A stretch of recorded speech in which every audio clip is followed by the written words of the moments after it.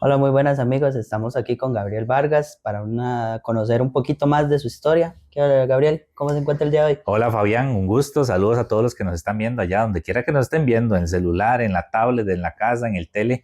Encantado, muchas gracias por tomarme en cuenta para esta No, más bien, entrevista. muchas gracias a usted por abrirnos las puertas aquí en su casa y todo. Hey, más bien, ¿cómo fue tu infancia? ¿Cómo la viviste? ¿De dónde vienes?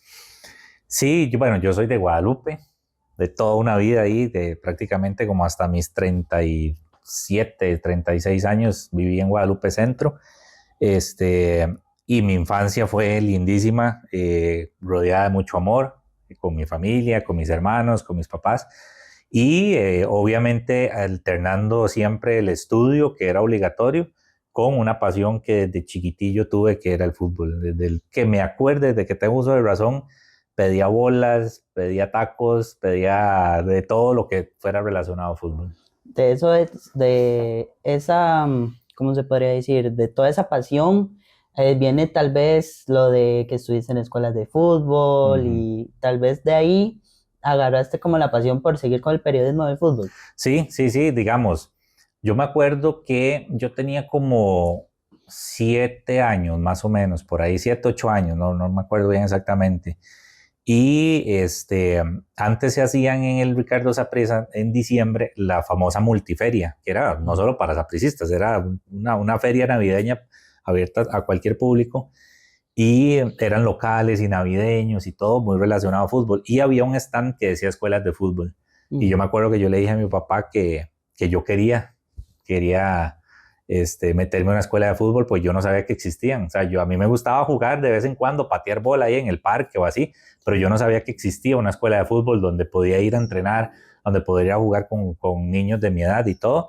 Y mi papá me metió y ahí, desde ahí me En, e- enamoré del en fútbol. esa suerte que tuviste, que hablaste, que eran los famosos mosquitos, Ujú, has contado ya en otras entrevistas que fuiste compañero de Irlanda la Sofeifa y ujú. otros jugadores de primera Sí, división. sí, ¿Cómo sí. fue esa experiencia? Bueno, en aquel entonces obviamente uno no sabía, digamos, quién iba a llegar a ser futbolista profesional y quién no. Era el sueño de todos, porque éramos muchos niños en aquel entonces, no sé cuántos, pero muchos. O sea, era abierto a todo el país.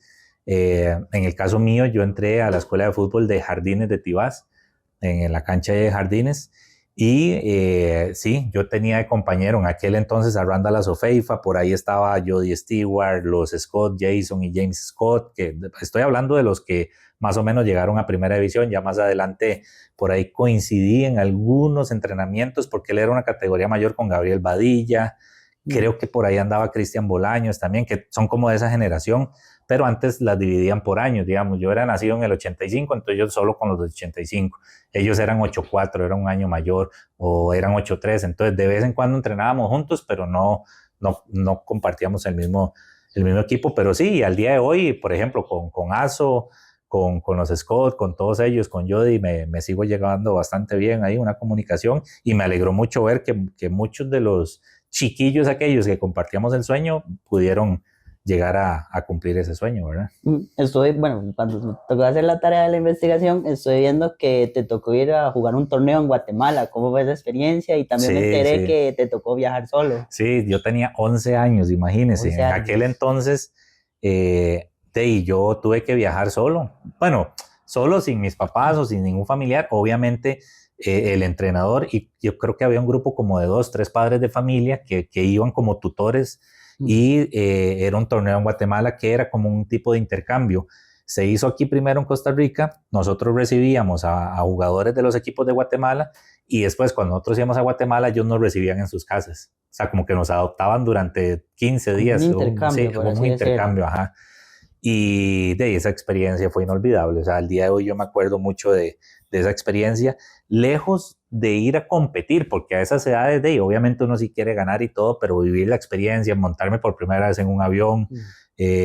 ir a representar al país, digamos. En ese momento uno decía que porque ahí no era ni si era Saprissa o la Liga contra el Municipal o Comunicaciones, era Ah. de Costa Rica contra Guatemala prácticamente. Entonces fue una experiencia bastante bonita en ese aspecto.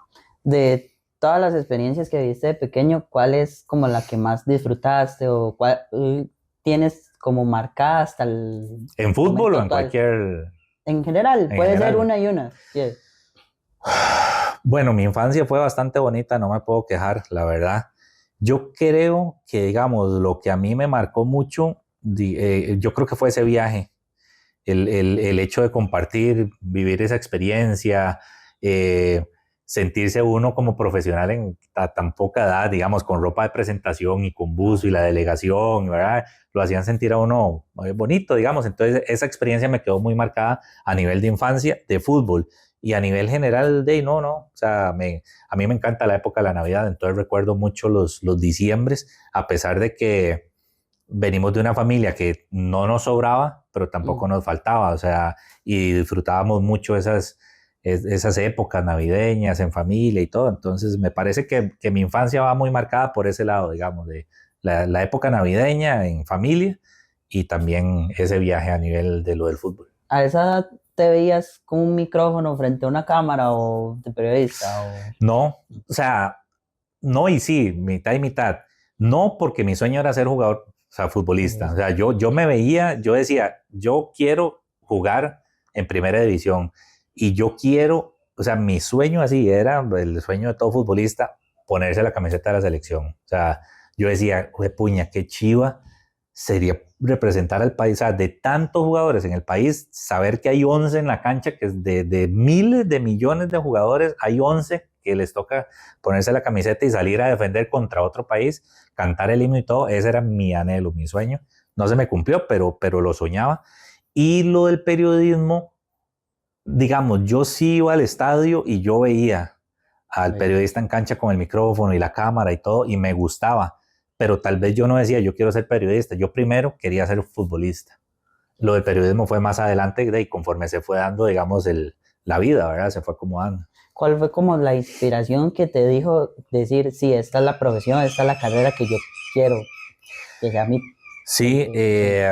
ya cuando yo dejo el fútbol ya del todo, digamos, como a los, bueno, primero lo dejé como a los 16, como a los 19 intenté regresar y ya cuando regresé y vi que estaba desfasado, que había mucha competencia, o sea, que no me iba a dar, ya lo decidí y fue cuando ya salí del cole, que viendo a ver qué quería estudiar y siempre quise el periodismo, pero tenía oportunidad por ahí de una ingeniería agrónoma y otras cosas, diseño, artes visuales y diseño gráfico y todo esto, pero de la pasión jaló, porque yo dije, yo quiero periodismo porque me encanta y sí quería ser periodista deportivo, digamos, o por lo menos era mi anhelo sin saber que podía hacerlo al final, ¿verdad? Su Porque al enfoque final uno principal. estudia periodismo en general, En uno todo. no sabe qué le tiene Dios y la vida a uno, a dónde va a terminar ejerciendo el periodismo, en qué ámbito, pero creo que fue ya como saliendo del cole y que ya yo sabía que ya iba a dejar el fútbol del todo cuando ya me decidí por el periodismo ya oficialmente. Ahí pasaste, bueno, tuviste varios pasos independientemente con tu página y por un paso por la Nación y Uh -huh. actualmente con FUTV. ¿Qué fue esa inspiración que te dio por crear tu página, Tico Deporte? Bueno, más que inspiración fue también hasta una necesidad porque el mercado estaba muy saturado, bueno, todavía, ¿verdad? O sea, hay muy pocos medios para muchos periodistas. Eh, y en aquel entonces, ya estábamos por graduarnos y estaba muy cerrado el mercado, tocábamos puertas y todo, y en una reunión social, me acuerdo, como una carne asada que hicimos compañeros de la U en la casa de un amigo, estábamos ahí hablando de todo y se tocó el tema, ¿verdad? De que, puña, ya estamos por salir al mundo laboral y ¿qué vamos a hacer? ¿Para dónde vamos a agarrar? Y no sé qué. Y César Blanco, uno de mis grandes Mis amigos, compañeros. empezamos a tertuliar y él era muy fiebre del deporte, del fútbol. Yo también nos encantaba mucho y ya estaba tomando mucho auge lo digital. En aquel entonces, estoy hablando por ahí del 2007, ya estaba tomando mucho auge el mundo digital. Ahora ya estamos volando en eso, pero antes estaba empezando esto de las redes sociales y las páginas web y todo. Y dijimos, ¿y por qué no nos creamos un sitio mientras encontramos trabajo en algún lado? Sin imaginarnos que el medio rapidito iba a levantar y a ser conocido y a ser respetado. Y nos mandamos sin miedo. Ya después a mí sí me tocó, como en el 2009, entré a La Nación, me dieron la oportunidad primero como colaborador, o sea, a veces hasta sin pago, pero yo entraba a la redacción de La Nación los sábados y los domingos, ir a hacer crónicas al estadio, tenía de compañeros a, a cronistas que yo leía tomándome un café y yo decía, qué pluma, y ojalá algún día pudiera escribir y tenerlos de compañeros, un Roberto García, un Gustavo Jiménez, bueno, no voy a decir nombres para no dejar por nadie afuera, y después ir con el estadio, con ellos. Y yo dije, esto ninguna universidad me lo va a dar, ¿verdad? Ese roce, ese día a día. Y ahí estuve 5 años y piquillo en La Nación, que fue una época que me marcó mucho. De hecho, yo siempre he dicho que La Nación fue mi escuela. O sea, a pesar de que Tico Deporte, obviamente, pero mi escuela, mi estilo y el camino del tipo de periodista que yo soy, me lo dio mucho La Nación. De eso, de la página, tu enfoque era tanto variado, pero Ujú. eran bastante entre surf y fútbol. Sí. ¿Cómo fue esa época del surf? Sí, no, sí, sí, Experiencias. sí. Sí, digamos, Tico Deporte es un medio que se cubre de todo, digamos, se cubría de todo en aquel entonces, todas las disciplinas deportivas nacionales e internacionales. Obviamente el fútbol tenía mucho peso y todo, y el surf fue también como mucha coincidencia porque nosotros nacimos y a menos de un año vino la ISA, como decir la FIFA del surf, Ujú. a crear el primer mundial de surf en Costa Rica en el 2009. Entonces como que coincidió y yo me acuerdo que yo hice esa cobertura con Tico Deporte y me enamoré de esa disciplina, pero me enamoré así perdidamente, me metí tan de lleno a aprender las reglas del surf, el mundo surf, a leer surf, a consumir surf, hasta de llegar a ser el periodista que cubría surf en La Nación, iba a todos los torneos, el redactar surf para la gente que no lo entiende era todo un reto y de ahí viví muchas experiencias también con el surf. Es otra de mis pasiones, de mis deportes que de vez en cuando puedo, veo algún torneo internacional o el circuito nacional acá, que a veces lo tiran en streaming y Televisión. todo, cuando puedo lo veo o lo sigo para ver las nuevas promesas también que van surgiendo, ¿verdad? Si tuvieras la oportunidad, bueno, valga la redundancia, FUTV es un canal dedicado solo a fútbol. Si tuvieras la oportunidad de meter el surf dentro de la programación, ¿lo harías? Ah, sin pensarlo. Sin pensarlo, lo que pasa es que obviamente es un poquito complicado Ujú. porque FUTV, la naturaleza de FUTV es fútbol, Ah, ¿verdad? Es exacto. un canal de fútbol, pero estaría lindísimo hacer un programa de surf, De que hay surf. programas muy buenos, ¿verdad? De Ujú. amigos, muy amigos míos como Marquito Montero con Surfing República y muchos otros y también medios especializados en surf, pero hacer un programa de surf me encantaría, me encantaría. Dentro de, bueno, volviendo un poco a la página, tuviste la oportunidad de ir a la final de la Champions en San Ujú, Siro. ujú. ¿Cómo fue? ¿Cómo fue que se dio Sí, eso? sí, fue Experiencias. mágico. O sea, yo no me lo creía. Cuando yo salgo de La Nación, retomamos Tico Deporte, sin yo imaginarme que iba a tener mucha fuerza y se iban a acercar amigos y patrocinadores. Y nos convertimos en el medio que seguía, por ejemplo, a la selección nacional a todo lado donde iba, fogueos, amistosos, internacionales, hasta en Europa, eliminatorias y todo. Y también tuve la oportunidad de, cuando Keylor empezó en el Madrid, darle algún tipo de seguimiento. Entonces pude ir al primer clásico que jugó en el Bernabéu, Mm. que ganó el Barcelona 4-1, me acuerdo ese partido. Este, y después, en el 2016, cuando a mí me dicen, de hay chance de ir a la final de Champions, pero y yo aplico la acreditación y todo, y cuando me la prueban, a mí está que yo sentí un escalofrío en la espalda y me fui y viví esa experiencia y es de las experiencias de que uno se va a llevar, o sea, al final la vida es eso, la vida es de recuerdos, no de cosas materiales. Usted puede, obviamente, Sí. es bonito y uno trabaja para poder vivir, eh, si se puede bien o por lo menos sin necesidades y darse un gustito y todo. Pero y cuando uno está en el lecho de muerte, siempre lo que le va a quedar a usted es el recuerdo de lo que De vivió todo. y ese es uno de los tantos que uno se va a llevar Dentro para... de esa experiencia, ¿tuviste la oportunidad de entrevistar a Zidane, Marcelo, Sí, sí. Cristiano? O sea, Sí, ¿cómo es que fue? hubo media, digamos, antes de la final de Champions, en la semana previa, digamos, la final, por ejemplo, es un sábado. Ajá. Lunes, martes, miércoles previos, hay un como media day, en este caso en Valdebebas, porque era el Madrid, y yo tuve la oportunidad de estar en Madrid esos días, ya después nos fuimos para Milán, como el jueves o el viernes, Y en el Media Day sí hubo conferencia de prensa con Zidane, entonces tuve oportunidad de preguntarle a Zidane y había como una zona mixta donde habíamos medios y habían como cubículos donde llegaban los jugadores y usted podía preguntarles y yo me acuerdo cuando yo tenía a Cristiano Ronaldo a 1,5 metros y hacerle una pregunta a Cristiano Ronaldo, o sea, yo tal vez en el momento por la premura y por el trabajo y por sacar bien el trabajo para la página, pero ya yo después, ya la noche, por ejemplo, en el hotel yo decía, o sea, ¿qué acaba de pasar? Acabo de tener a Cristiano Ronaldo, a Marcelo, a Sergio Ramos, a Kroos, a Luka Modric, a Keylor, obviamente, que le andamos dando seguimiento a Keylor, a Gareth Bale, a Benzema. Y yo decía, pero o sea, son los ídolos que uno veía en tele y los veía lejanos y los tengo aquí a 1 metro y poderles preguntar por lo menos una pregunta a cada uno o a la mayoría.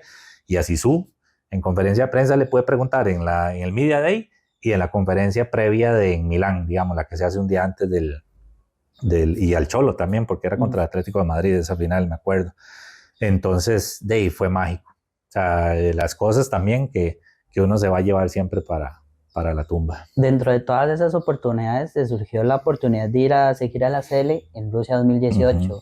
De ahí tuviste bastante contenido siguiendo a la Sele y todo, hasta tuviste se podría decir como un video podcast Uh-huh. con Leo Cordero. Sí, sí, con ¿Cómo Leito. se dio toda esa situación? ¿Cómo conectaron? Sí, fue bonito porque en el medio uno se conoce, digamos, todos los periodistas deportivos nos conocemos, a veces hay más afinidad con algunos que con otros por el tipo de contacto que hay o el tipo de medio que tiene el otro y así, pero siempre nos ayudamos entre todos, más cuando son coberturas de afuera. En el tema de Leo coincidimos también porque él era muy parecido a mí, andaba solo con un medio, él andaba con su, bueno, con su medio, digamos, de la página, Leo Cordero, periodista y demás. Y de ahí, antes del viaje, estábamos tomándonos, creo que un café y todo, y surgió el tema, y dice, ¿por qué no hacemos un programa todos los días entre los dos? Unimos Leo con sus seguidores, con los de Tico Deporte y todo, y también porque compartíamos la casa donde estábamos hospedándonos, en Rusia. Entonces también nos ayudaba de que muchas veces el programa lo hacíamos ahí en la sala de la casa. Y así fue prácticamente 1,5 meses, como un mes, haciendo programa todos los días juntos. Estuvo bonito. Dentro de eso ya saltas cuando regresas prácticamente a televisión, a Teletica, se puede decir de eso. Más que todo por el lado de lo digital, la página, todo eso. Cuando a ti te dicen que vas a ser el director de un canal nuevo, ¿cómo fue esa impresión, la sorpresa o cómo lo manejaste en ese momento? No me lo creía, para empezar, digamos, o sea, porque primero yo, después del Mundial de Rusia, paso a la parte digital de teletica.com, ahí, en una reestructuración que estaban haciendo, y como a los 9 meses de estar ahí, me llaman a una reunión en la oficina de los jefes, y yo me asusté todo, yo no sabía si era para qué, si era que muchas gracias, hasta aquí llegó, ¿verdad? Y esa fue la primera vez que me hablaron de un famoso canal de fútbol que venía a Costa Rica, que querían hacer. Lo único que había era que se iba a llamar FUTV. Después de ahí no se sabía mucho. Era una hoja en blanco. Y a mí me dijeron que me querían tomar en cuenta para el proyecto. Al principio, yo no tenía noción de que iba a ser como un director o gerente de contenido, o sea, que iba a tener esa responsabilidad. Fue un par de reuniones más adelante, pero sí, me hablaron del canal y da miedo tomar decisiones porque a veces usted dice, bueno, si me voy para allá, pero no funciona y ya después no me puedo volver a donde estoy por el tema de la estabilidad económica, y lo tomé a ojos cerrados. No lo tuve que pensar mucho, la verdad.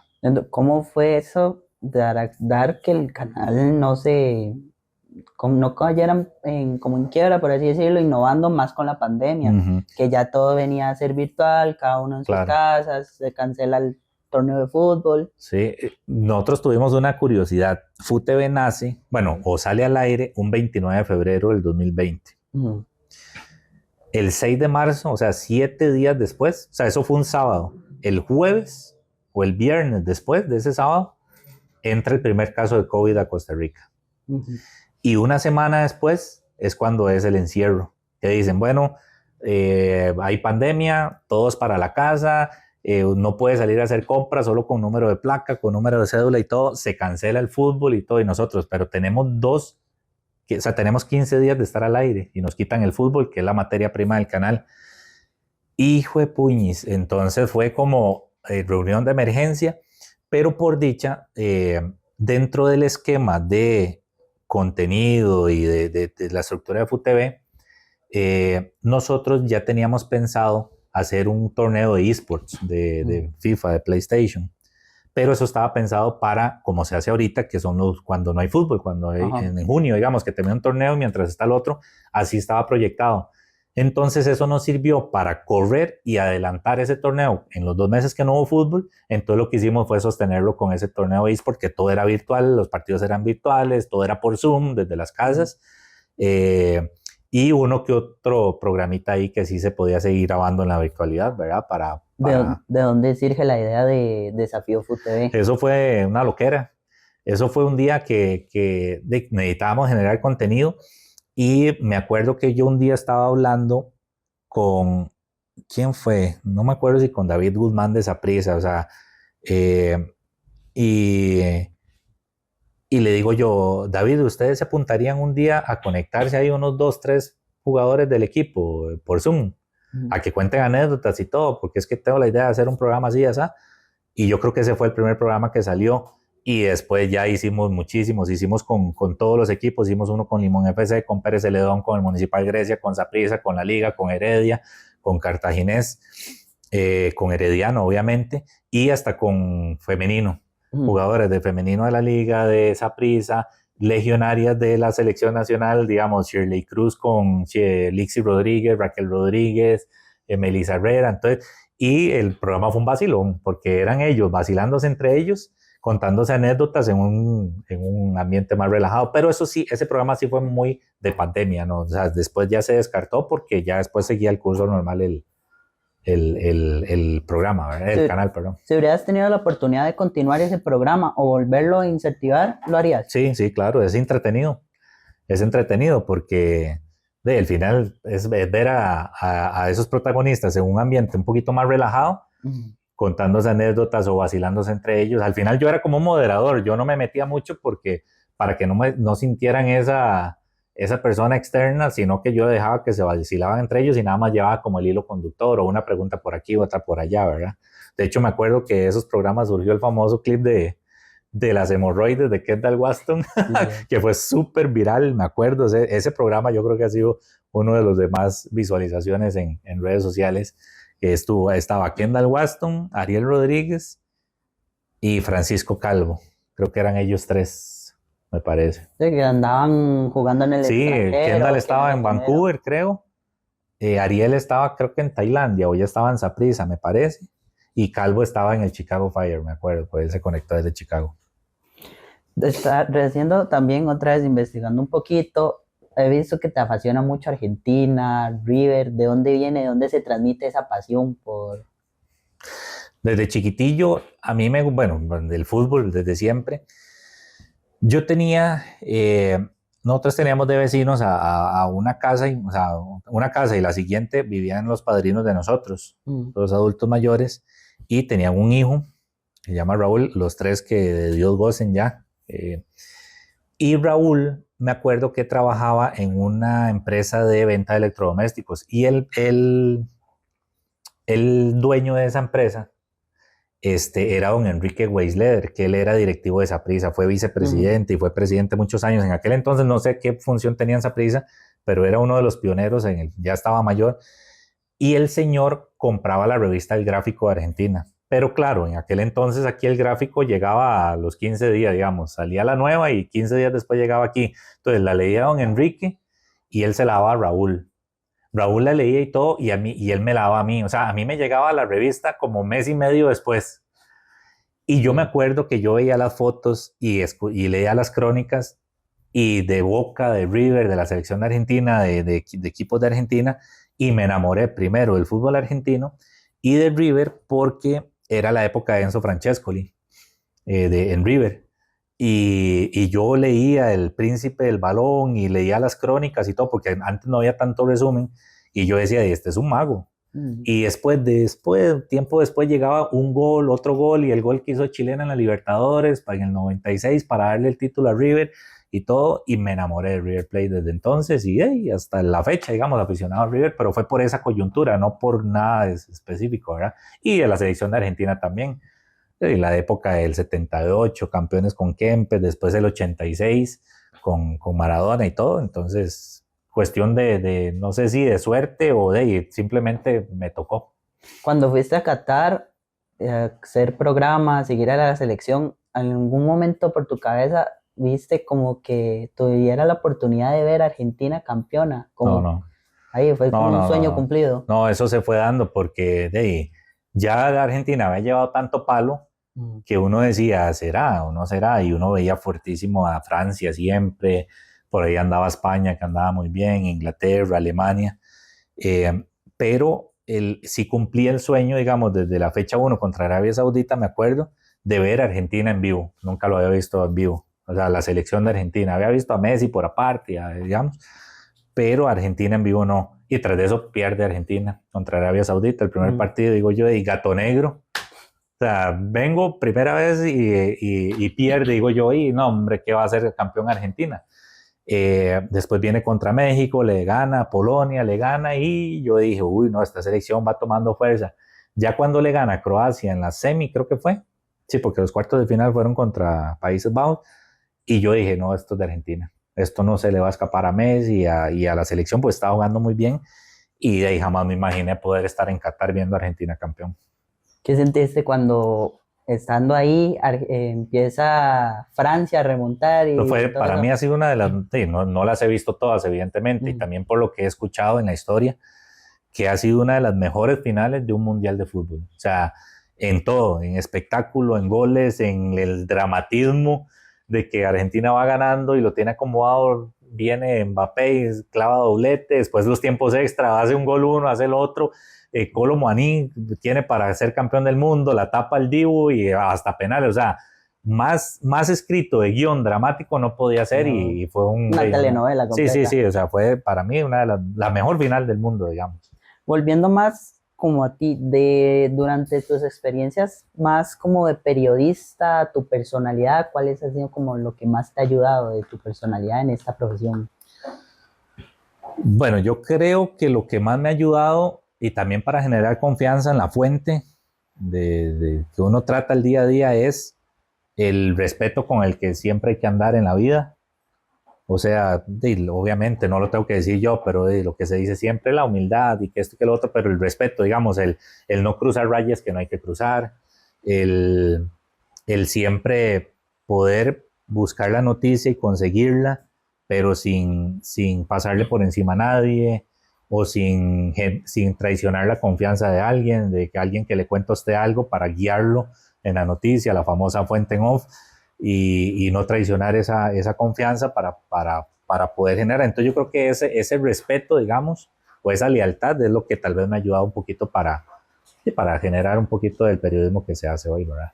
Así como Gabriel, ¿algún sueño o aspiración que te queda por cumplir? Eh, digamos, a nivel profesional me siento muy satisfecho donde estoy y todos los días aprendo, todos los días hay retos, porque en la industria es así, o sea, usted no se puede dormir, siempre tiene que estar, o sea, hoy estamos así, dentro de 2 años no sabemos qué nueva tecnología viene y todo. Y sí, obviamente, uno dice, ay, qué bonito sería llegar a una cadena internacional o poderse profesionalizar más un poquito en el extranjero y todo, pero no es algo o sea, que me llene así como de que me urja, digamos. Y, digamos, tal vez un sueño que me queda por cumplir en la vida, que espero cumplirlo algún día, es ver un clásico en Argentina en el Monumental, digamos, un River Boca. Allá no he tenido la oportunidad de hacerlo. Quiero ir y conocer el Monumental, pero ojalá en un clásico, digamos, vivir esa experiencia, ya en un clásico propiamente. Del, Desde que empezaste en esta profesión, bueno, 20 años atrás aproximadamente, a hoy, ¿cómo han influido las redes sociales, la escritura, la televisión? ¿Qué cambios has sentido en esa profesión? Demasiado. Es que es otro mundo, es otro mundo. Antes, por ejemplo, eh, tal vez, bueno, yo no sé si usted tal vez agarró la colita o no lo vivió, pero antes uno se daba cuenta, o sea, usted llegaba el periódico a la casa a las 6 de la mañana, y usted se enteraba de las cosas ahí. O sea, usted se enteraba que había habido un suceso el día anterior en no sé dónde, leía la crónica del partido del día anterior, las conferencias de prensa. Antes no, yo creo que hasta ni por radio. Entonces usted para, ¿qué dijo Machillo ayer? ¿O qué dijo Jafet Soto, por ejemplo? ¿O qué dijo Vladimir Quesada? Entonces usted agarraba el periódico y leía las declaraciones y hasta el día siguiente y todo. Entonces se trabajaba para el día siguiente. Pero usted iba y reporteaba. Ahora, con las redes sociales, ya el periodismo ciudadano y todo, y la inmediatez, es una guerra voraz por la información. Entonces ya los medios de comunicación han perdido eso. Ya usted tiene que dar algo que ya la gente vio en redes, algo diferente. Entonces, por ejemplo, porque ahorita, no sé, hay una inundación a 100 metros de aquí, y a los 15 segundos están todos los videos en redes sociales. Usted se entera, es más, ¿cuáles 15 segundos? Hacen un en vivo y usted está presenciando la noticia en vivo, ¿verdad? Y ya el medio de comunicación tiene que llegar y ver qué otra cosa, además de lo que pasó, le ofrece a la gente para su nota en la web unas horas después, o para el diario impreso que todavía existen, o la televisión dentro de unas horas también después, ¿verdad? Dentro de todas las entrevistas de tu famoso programa Al Fondo Con, ¿cuál ha sido como la entrevista con la que más has conectado? Vea, todas tienen su tema, digamos, o sea, todas tienen su historia. A todos los invitados e invitadas las he respetado por igual, a nadie he tratado diferente. Pero hubo una que me marcó mucho y fue con don Johnny Chávez, que él ya estaba muy malito. O sea, fue como un mes y medio antes de que él falleciera, que ya estaba muy avanzado el tema del cáncer. Pero yo con don Johnny tenía una relación muy bonita de periodista, entrenador o hombre de fútbol, porque yo lo invitaba mucho a programas. Entonces hicimos una amistad, pero amistad profesional, digamos, y nos hablábamos y todo. Entonces toda la vida no, digamos, de unos años para atrás había una relación bonita. Yo a él ya lo había invitado al programa, pero nunca habíamos coincidido, porque cuando son entrenadores veamos el otro mes y todo, y no se nos dio y cayó en la enfermedad. Entonces yo me acuerdo que en la enfermedad yo a veces me mensajeaba con él, pero él respondía no inmediatamente porque estaba en el hospital con sus tratamientos y todo. Y a veces él me respondía mediante un familiar o me respondía él, y él me dijo que él quería ir al programa.